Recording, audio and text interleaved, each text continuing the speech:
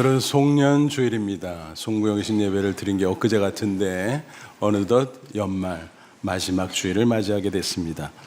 새삼 세월의 신속함을 느끼면서 만감이 교차되죠. 이제 며칠 남지 않았지만 이 연말을 어떻게 보내면 좋을까? 몇 개의 단어로 표현해 봅니다. 회고, 회개, 그리고 감사. 지난 한 해 살아오면서 하나님 앞에 사람 앞에 부족하거나 잘못된 것이 있을 수도 있습니다. 또 하나님께서 베푸신 은혜가 많이 있었을 줄 압니다. 회고죠.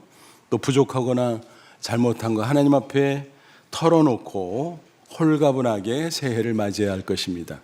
회개입니다.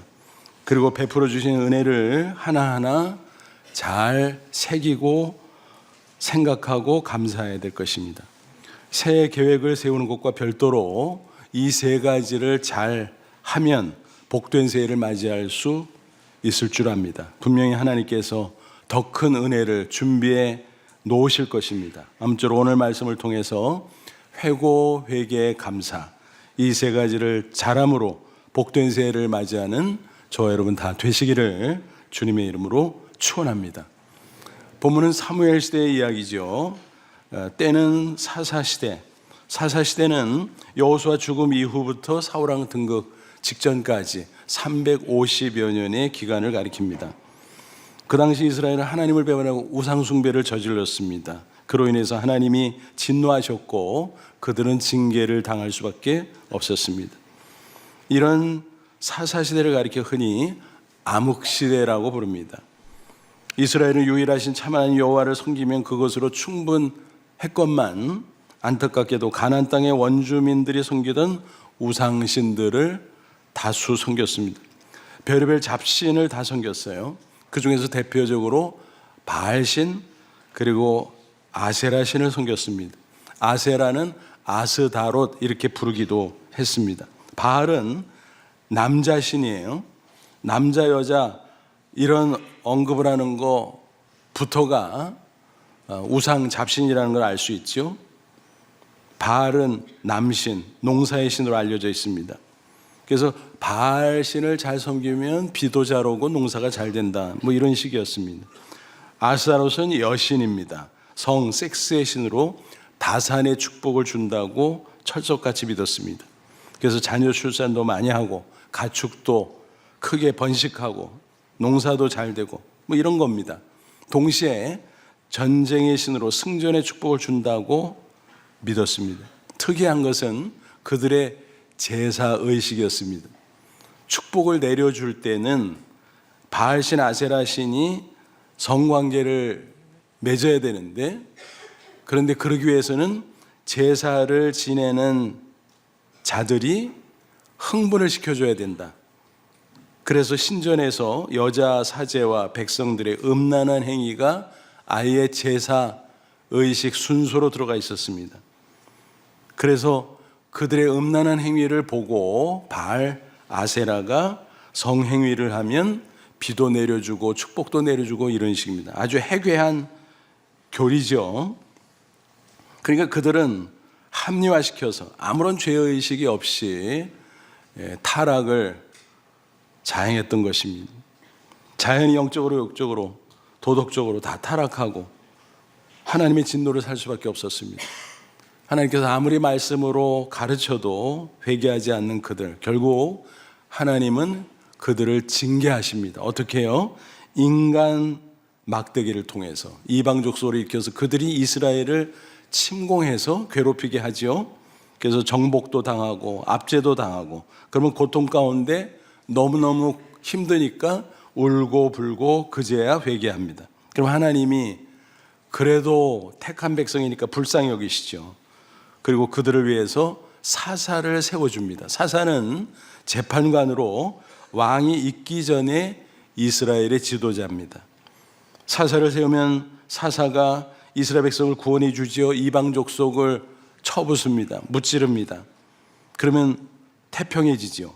문제는 태평해지고 나서 또다시 태만하고 타락하고 범죄한다라는 겁니다.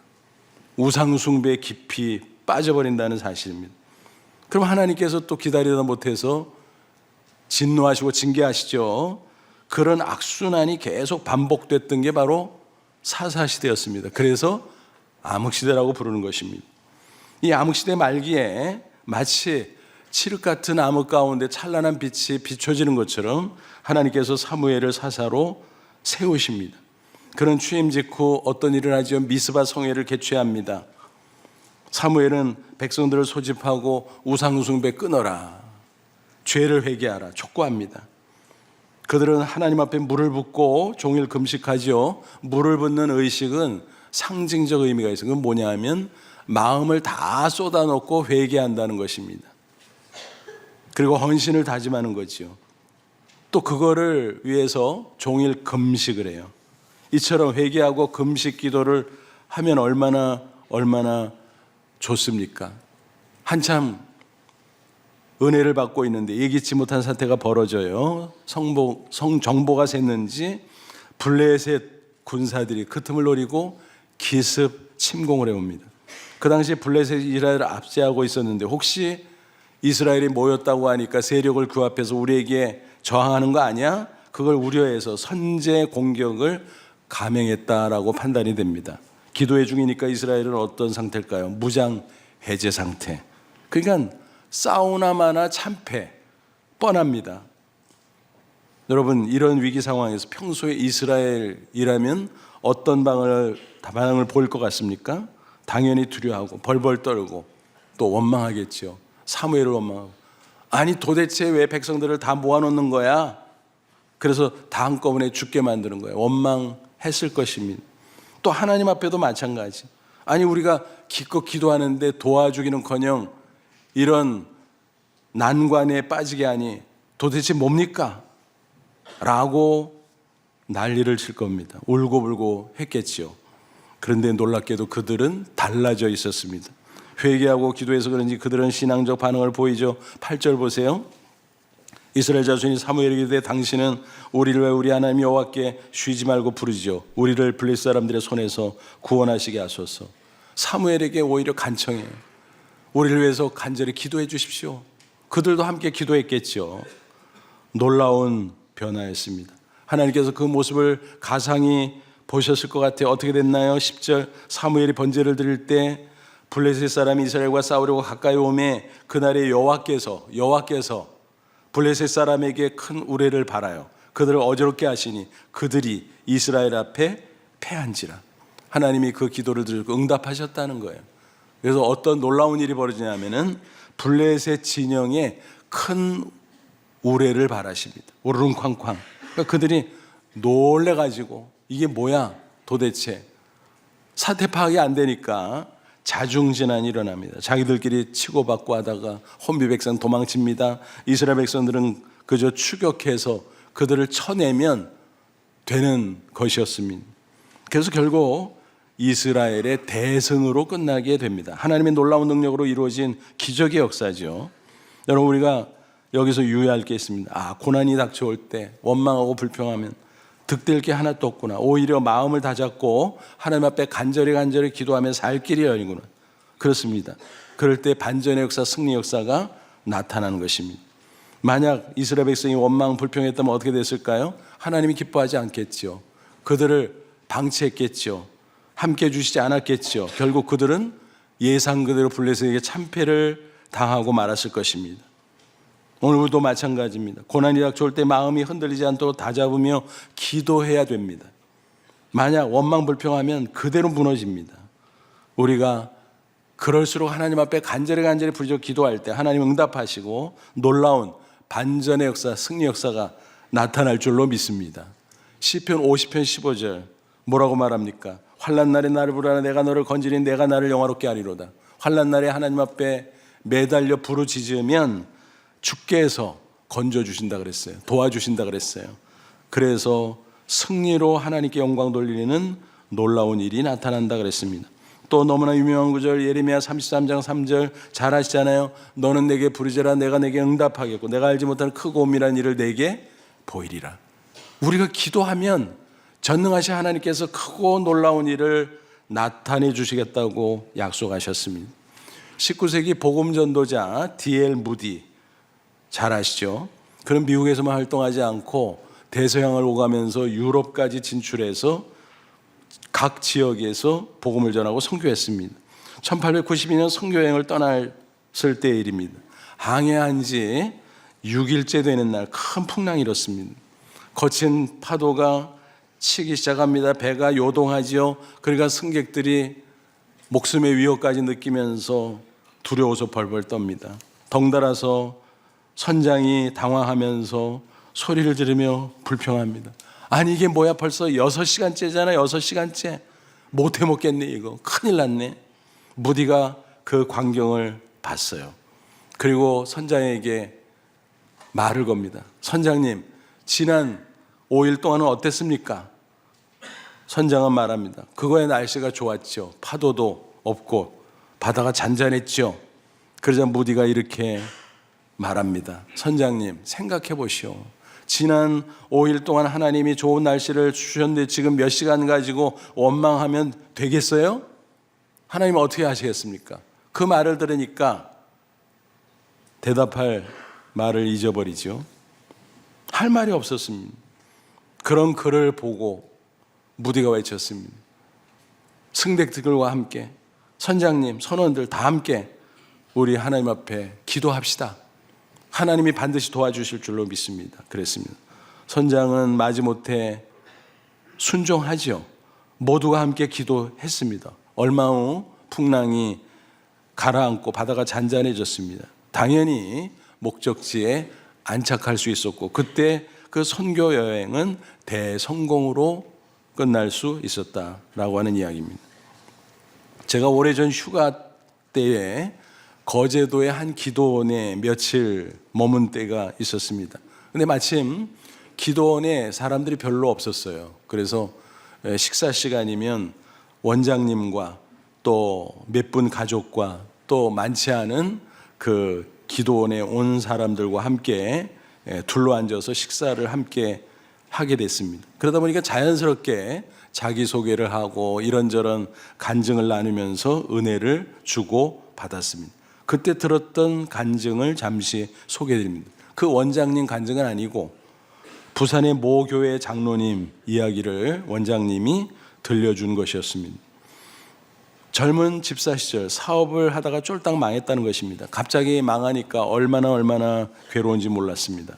그런 가운데 마음에 원망이 생겼습니다. 모든 게 섭섭한 거예요. 교인들도 섭섭하고 목회자들도 섭섭하고 예전 같지 않다는 거예요. 자기를 몰라주고 무관심하고 심지어는 무시하는 것 같고 자기가 의기소침해서 그렇지 뭘 그렇게까지 했겠습니까?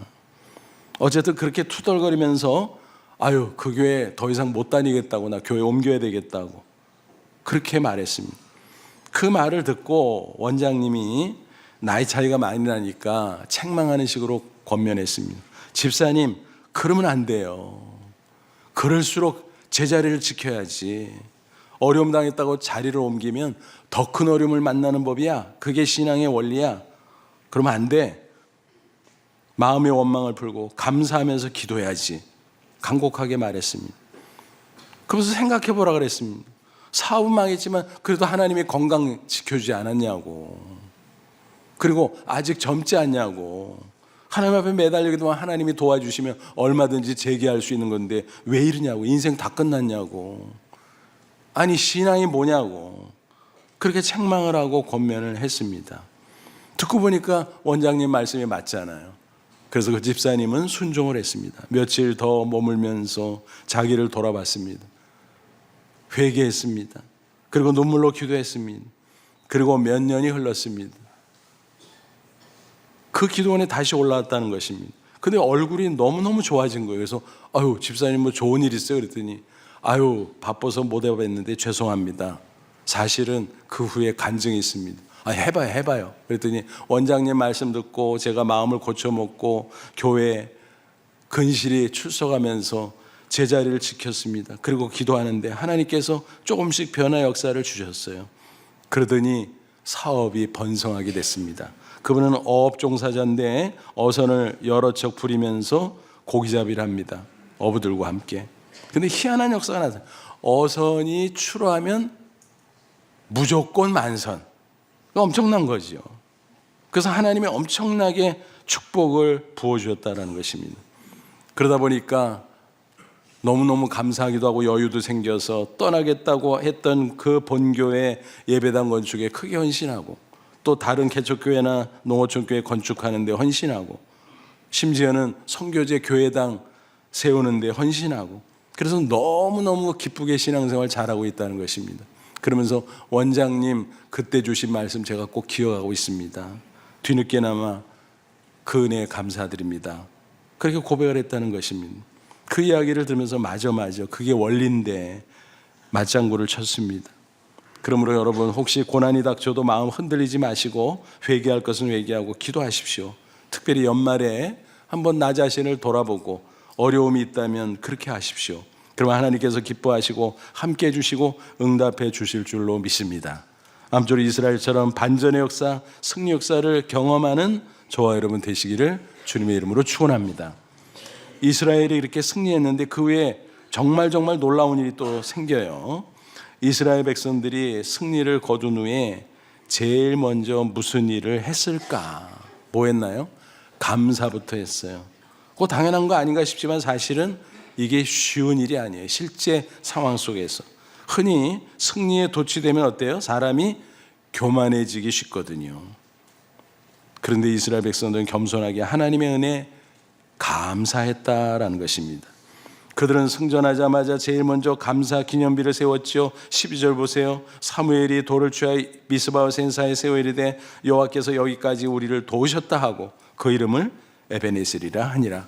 사무엘의 영적 리더십이 발휘된 겁니다. 에베네셀이라고 기념비를 세웠는데 무슨 뜻이에요? 전적으로 하나님의 은혜다. 우리가 승리한 것은 우리는 아무것도 아니다 라는 고백입니다. 에베네셀 무슨 뜻이라고요? 도움의 돌. 그러니까 에베네셀 하나님은 우리를 도우시는 하나님, 그런 뜻이에요. 그 은혜가 너무너무 귀하고 놀랍다. 그 덕분에 우리가 승리했다라는 고백입니다. 이게 당연한 것 같지만 실제상에 쉽지 않다 그랬어요. 왜요? 인간은 간사한 존재입니다. 그렇잖아요. 그래서 급할 때는 울고불고 하나님 찾고 난리를 치지만 급한 불 끄고 나면 어때요? 언제 그랬냐는 식으로 하나님께 감사하는 대신 우쭐해요. 자기 자랑에 몰두하기 쉬워요. 그런 경우가 비일비재해요. 그게 문제인 겁니다. 그런데 이스라엘 백성들은 겸손히 하나님의 은혜를 생각하고 감사했으니 얼마나 기특합니까? 하나님이 그들을 축복하지 않겠습니까? 더 큰 은혜를 부어주시지 않겠습니까? 저와 여러분도 이래야 될 것입니다. 하나님의 은혜를 기억하고 감사하는 것이 신앙의 기본이라는 사실입니다. 하나님 은혜 아는 것이 신앙, 그 은혜 모르는 것이 불신앙. 그렇잖아요. 여러분, 가만히 눈을 감고 지난 과거를 한번 회상해 보세요. 지난 1년 동안 어떤 일들이 있었는가? 1월, 2월, 3월 쭉 와서 11월, 12월까지 하나하나 더듬어 보면, 야, 하나님이 나에게 그렇게 은혜 베푸시고 여기까지 도우셨구나, 저절로 고백이 나올 것입니다. 또 태어나서 어린 시절 그리고 지금까지 내 인생 가운데 하나님이 어떻게 역사하셨나, 특별히 예수님을 믿고 신앙생활하면서 지금까지 어떤 과정이 있었는가, 하나님은 어떻게 나를 도와주셨나 생각해 보세요. 주마등처럼 스쳐가는 모습들, 때때로 어려운 시련도 많았을 것입니다. 그러나 그 고비마다 하나님이 도와주시고 또 건져주시고 구원해 주신 그 놀라운 은혜 다 기억이 날 겁니다. 우리가 지금 살아있는 것 자체가 그 증거 아니겠습니까? 있느냐 없느냐며 불평한 정도 있었지만 어쨌든 살아남은 그 자체가 하나님의 은혜의 결과다라는 것입니다. 하나님이 필요한 대로, 아니 그 이상 공급해 주셨기에 이렇게 살아 존재하는 것이며, 때로는 실수하고 범죄한 적도 있었지만 예수님의 십자가 보혈로 씻어주시고 다시 세워주시고 여기까지 도와주셔서 그 모든 게 하나님의 은혜 아니고 무엇이겠습니까? 사도 바울이 우리에게 질문합니다. 고린도전서 4장 7절, 누가 너를 남달리 구별하였느냐? 내게 있는 것 중에 받지 않은 것이 무엇이냐? 내가 받았으니 어찌하여 받지 않은 것 같이 자랑하느냐? 무슨 얘기예요? 우리가 가지고 있는 거, 소유하고 누리고 있는 거, 많으니 적으니 때로는 이런저런 말을 할 때도 있지만 따지고 보면 하나님이 주신 것, 그 모두가 당연한 것은 하나도 없다라는 것입니다. 그럼에도 당연히 여기고 심지어는 아무런 느낌도 없이 살다가 어려움을 당하면 또 원망하기 일쑤고, 그거야말로 불신앙이죠.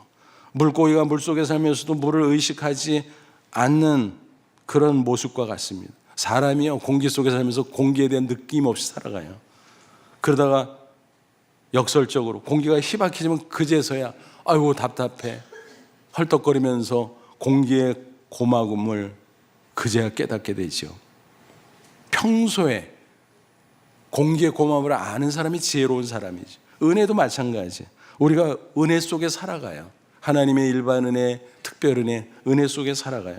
그런데 은혜 속에 살아가면서 은혜를 못 느껴. 무덤덤해. 그러다가 고난의 때가 되면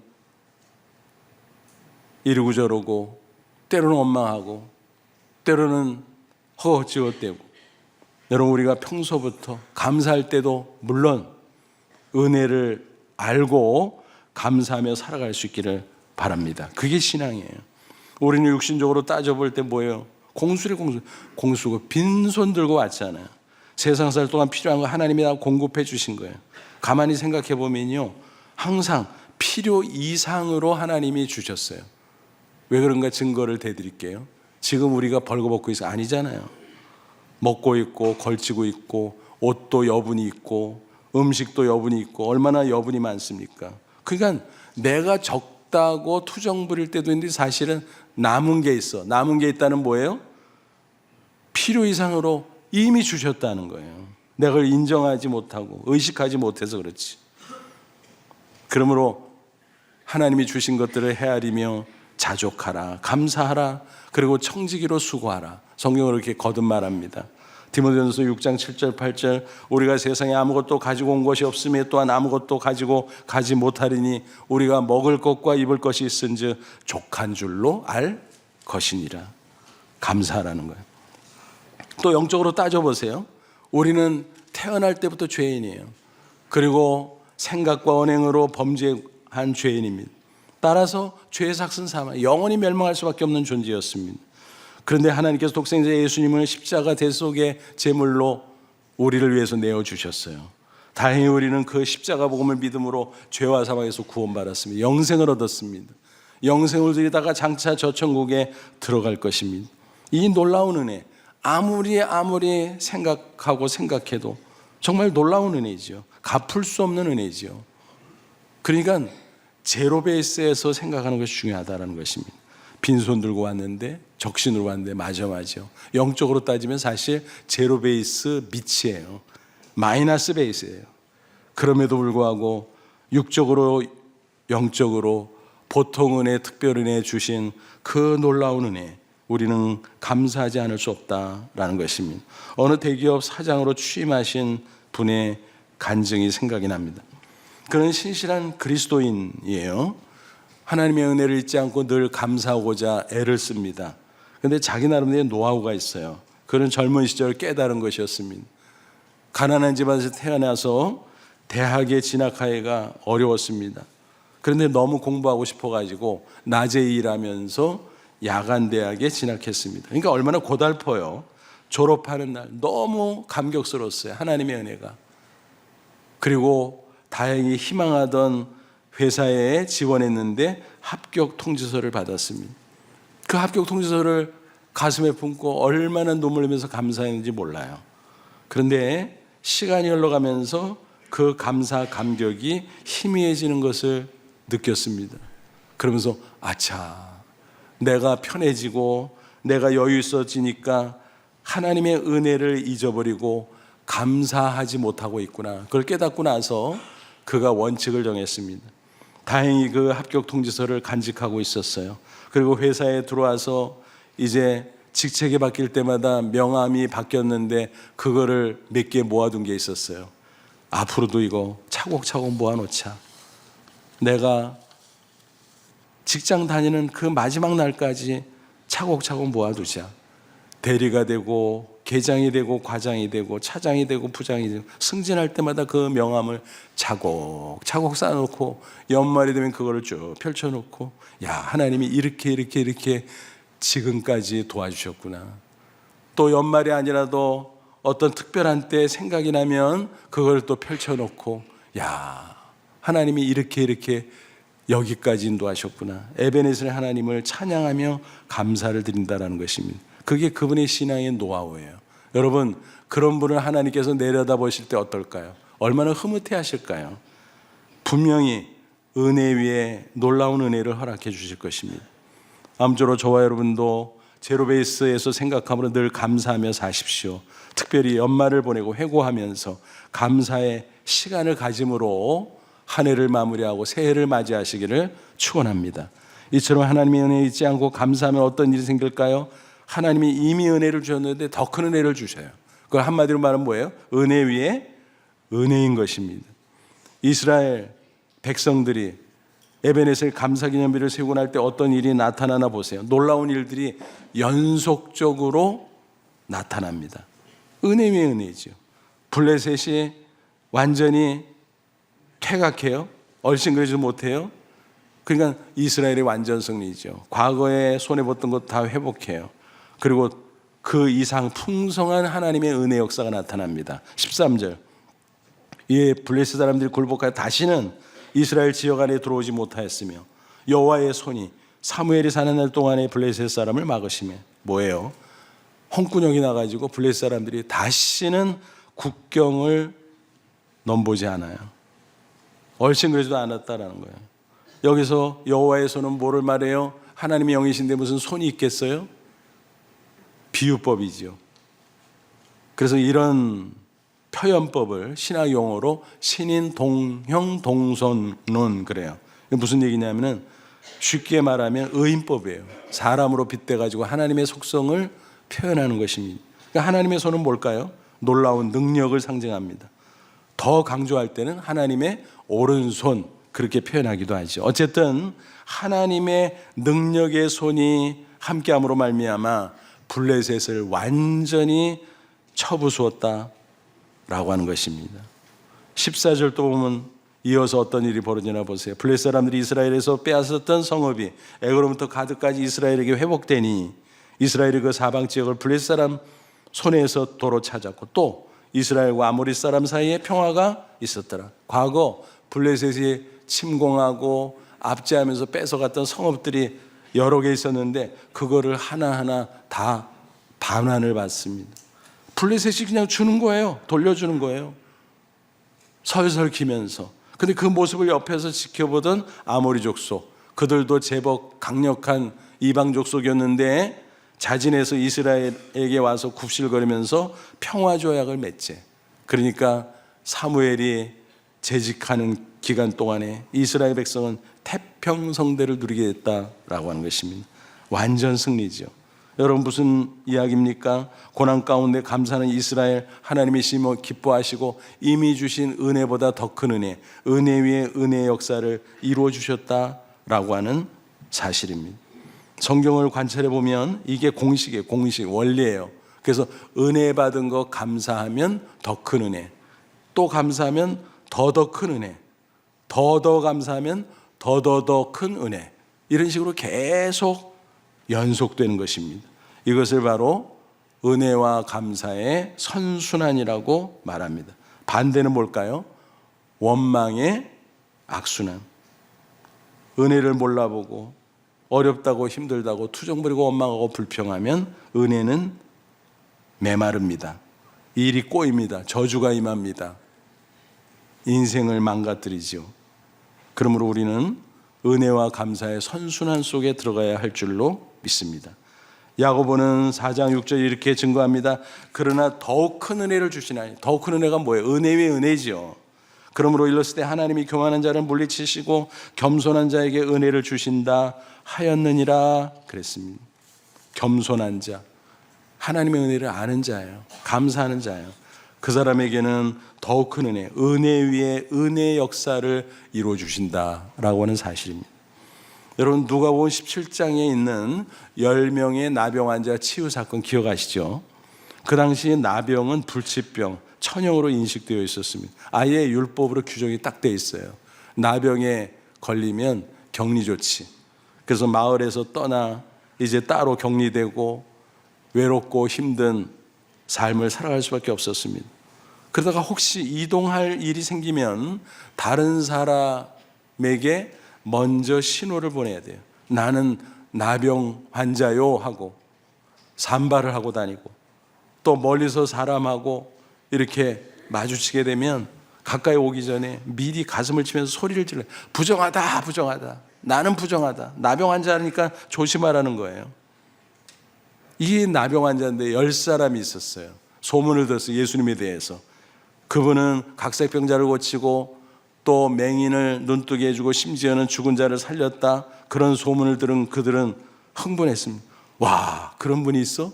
그런 분이 있다면 필시 우리가 기다리는 메시아란 말이야? 맞아, 맞네. 그러면 그분을 만나면 우리의 나병 고칠 수 있는 거 아니야? 맞아, 가보자. 근데 가까이 접근할 수가 없잖아요. 접근 금지니까, 규정상. 그러거나 말거나 그들은 달려갑니다. 예수님이 멀리 보입니다. 가까이 갈 수는 없고 소리를 칩니다. 예수 선생님이 우리를 불쌍히 여기소서. 그때 예수님께서 그들에게 뭐라 그래요? 제사장에 가서 너희들의 몸을 보이라 그랬어요. 뭔 소리일까요? 제사장은요, 나병을 판정합니다. 이거 나병이네. 격리 조치를 명해요. 그러면 격리돼야 돼요. 근데 혹시 희귀하지만 나병 환자가 완치가 됐어. 그러면 제사장에게 검사받는 거예요. 제사장이 진단해보고 어떻게 된 거예요? 진짜 낫네? 그러면 격리 조치 해제 이렇게 해주는 거예요. 그러니까 예수님이 제사장을 만나서 몸을 보이라는 건 뭐예요?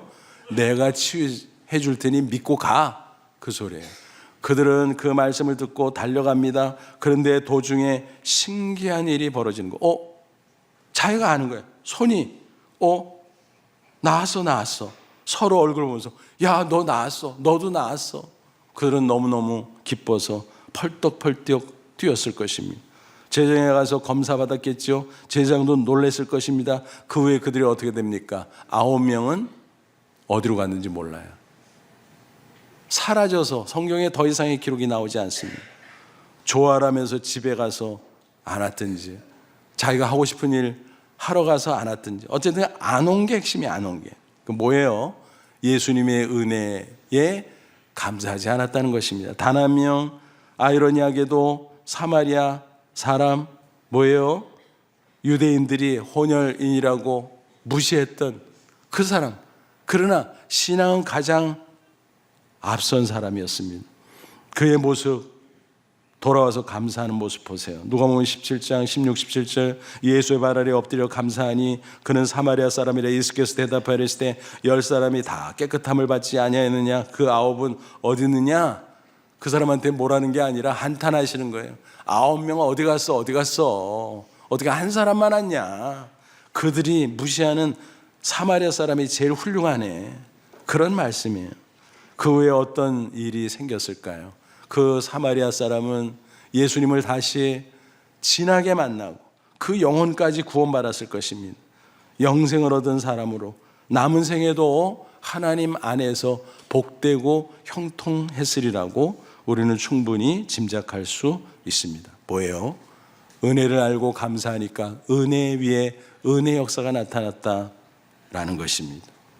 그렇습니다, 여러분. 이게 인생 승리의 비결이기도 해요. 여러분, 콜린 파월 혹시 기억하십니까? 미국의 국무장관을 지낸 분이잖아요. 흑인 최초로 국무장관을 잘 마치고 나중에는 대통령 후보로도 거론된 분이죠. 그분 얼굴을 보면 편안하죠. 마음씨 좋은 아저씨 같죠. 그게 신앙이 풍겨나온 모습이라고 저는 생각합니다. 그는 그 모습으로 신앙 안에서 승리한 인생을 살았습니다. 본래는 뉴욕 할렘가 출신이에요. 너무너무 가난했습니다, 어릴 적. 하지만 신앙으로 당당히 승리했는데 구체적으로는 감사 신앙이었다는 사실입니다. 그는 평생 하나님 앞에 감사하고 사람들을 존중하고 사람들에게 감사 표시를 잘했습니다. 그 계기가 있었어요. 17살 때 방학 때였는데 가난하니까 방학 때문에 꼭 아르바이트를 해야만 했어요. 음료수 공장에 가서 일을 하게 됐는데 첫날 갔더니 일을 배정해 주는데 흑백 차별하는 거예요. 그래서 백인 아이들은 앉아서 기계 앞에서 콜라를 담아서 옆으로 옮겨 놓는 일입니다. 그러니까 쉬운 일이었어요. 그런데 자기에게는 걸레질을 맡깁니다. 그래서 곧고 구석구석 고개를 숙이고 허리를 숙이고 힘겹게 걸레질을 해야만 했습니다. 하지만 그는 불평하지 않았어요. 열심히 했습니다. 감지덕지, 이게 어디야? 일할 수 있는 게 얼마나 감사해. 그런 가운데 하루는 기가 막힌 일이 벌어졌습니다. 누가 그랬는지 콜라 박스를 밀쳐서 넘어뜨렸습니다. 그래서 공장 바닥 전체가 콜라 거품으로 완전 엉망이 됐습니다. 자기의 몫이었습니다. 그거를 혼자서 다 치우고 그러느라고 다음날 새벽까지 밤새 걸레질을 할 수밖에 없었습니다. 그러나 잘 해냈습니다. 그 이후에 그 매니저와 주변 사람들이 보는 시선이 달라졌습니다. 방학이 끝났습니다. 끝나는 날 매니저가 말합니다. 자네 내가 지켜보니까 불평하지 않고 열심히 하더만 다음 방학 때도 꼭 와. 딴 데 가지 말고 우리 회사 와야 돼. 그렇게 이야기를 하는 것이었습니다. 다음 방학 때 갔습니다. 그랬더니 일을 배정해 주는데 이번에는 콜라를 채우는 편한 일을 맡겨 주었습니다. 열심히 했습니다. 그랬더니 그 다음에 또 다른 자리, 나중에는 부감독으로 일하게 되는 일까지 생겼습니다. 그가 또 군 생활을 하고 정치인으로서의 삶을 살아가고 그때마다 계속 감사하고 하나님의 은혜를 체험하고 은혜 위에 은혜. 그래서 그는 승리의 인생을 살 수 있었다는 것입니다. 그에게 감사는 행복의 비결이었습니다. 성공의 지름길이었습니다. 말하자면 감사신앙은 그 인생에 있어서 에스컬레이터와 마찬가지였다라는 것입니다. 이게 바로 은혜 위에 은혜의 역사인 것입니다. 저와 여러분 어떻습니까? 오늘 송년주일 곰곰이 생각해 보시길 바랍니다. 남은 며칠 동안이지만 지난 한 해 회고하시고 지난 인생 회고하시고 잘 생각해 보십시오. 혹시 하나님 앞에 죄송스러운 게 있다면 회개함으로 털어버리면 돼요. 그리고 하나님이 주시는 은혜 하나하나를 되새기면서 에베네셀 하나님께 감사할 수 있기를 바랍니다.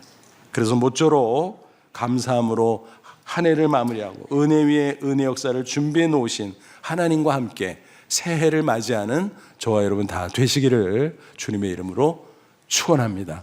기도하겠습니다. 이 말씀 붙잡고 기도하지. 하나님, 그렇습니다. 은혜 아니면 아무것도 할 수 없습니다.